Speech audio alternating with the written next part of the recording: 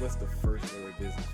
It looks kind of major, man. It looks kind of, It is a bit. Well, it is a lot of major. Um, I know everybody's probably heard by now. Actor Jonathan Majors from the Creed 3 franchise, from the Marvel Ant-Man franchise, has been accused of domestic abuse over this past week. Um, he was charged last Saturday in Manhattan with assault and harassment with his alleged girlfriend, um, and he was taken into custody. And the victim herself was taken into the hospital. I believe she had minor injuries to her head and her neck, where there was some, reports of strangulation, battery. So that puts Majors in a very very dirty light, wouldn't you say? yeah. Just from some of the key words like strangulation, laceration, There those were are lacerations, some those are some heavy words, especially in that industry. almost Um, in any industry. in any industry, but Such at a the level public he's figure, at, yeah. yeah. He's at the peak, I think, popularity that he has experienced in his career. He's kind of Michael B. Jordan's best friend right now, and Michael B. Jordan, his status in the game right now. Like you said, just got the lead villain role in one of the biggest superhero franchises of all time. He had his career pretty planned out for the at least 10, 15 next years. So you hate to see something like this to find himself in that situation. But that's what we first thought, right? Um, this past weekend, we had new information come out with his accuser saying that he did none of this. He made it all up. This is a facade. And Majors' team has even come out with text messages saying that this was false from the assailant, or excuse me, the accusers. I mean, and his attorney, they're doing the right thing from a PR standpoint. Most certainly. He's doing his job, and if he didn't, I hope Majors would find someone else. But if I think they're doing all the right steps for sure. You want to get into the messages, or you want me to get into the messages about what was stated? Yeah, we can go with it. Majors text her 8:58 a.m. It's kind of early in the day to be getting off those type of messages. But he asked her, did she leave the keys? Then he says goodbye. He wants nothing to do with her at this point, right? But she comes back later that day, 6 p.m., and explains that, she wants to know if he's okay when he gets this message. Um, he gets some reassurance from her that he won't be charged for any of the shenanigans that happened that evening, and that acknowledged that he had to be arrested as protocol. And when they saw the injuries on her, that they knew that they had a fight and they had to do that just off the strength, essentially. She hates that he got put in that position, and she will make sure that nothing happens about this.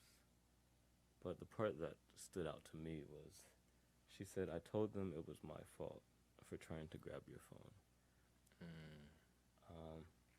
See, that's the problem. What's that? I just think it's like I'm just gonna say it's an unwritten rule. This is not me. This is not me talking. But we all know how, like, in relationships and how phones can be a very, if you will, controversial type of thing that people like to secure, even from their significant other, only due to the fact that there could be some self-incriminating evidence on, a person's phone. Not saying that although it does report that Majors was, well, not Majors, but the unknown woman, saw another text from another woman. Yeah, I believe that was the initial report Yeah, so from Variety. So it's not really specified if Majors was talking to someone else. So I'm not gonna hold that against Majors by no means at all. But what I will say, just to the general public, you know,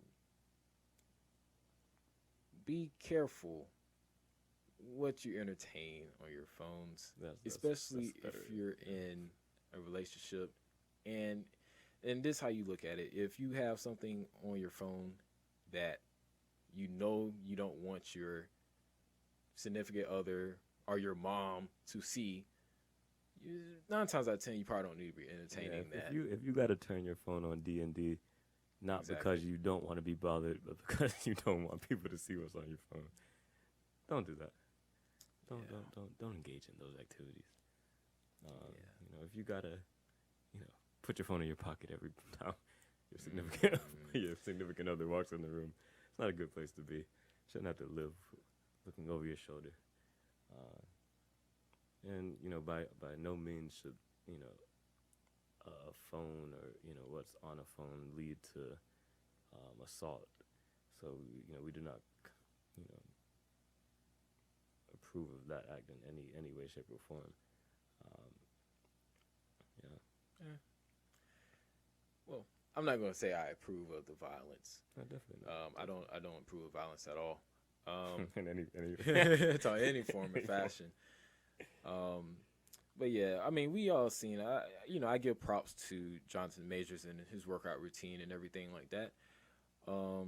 That's a big dude, and the fact that something did break out between them, based on the text messages, we've heard that it's not going well, or the public's not taking that too well. Yeah, I think that part about trying to grab it out of the phone and her apologizing for that, they spoke to this abusive cycle to where you're taking responsibility for things that you shouldn't do. You the one that got the lacerations.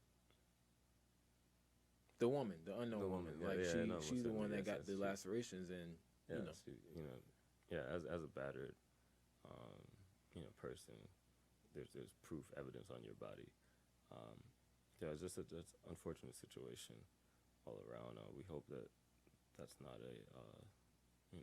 that's not the situation that they were in. And if it was, we hope that she heals well and gets out of that situation, and that Majors can get some help. Yeah, for sure.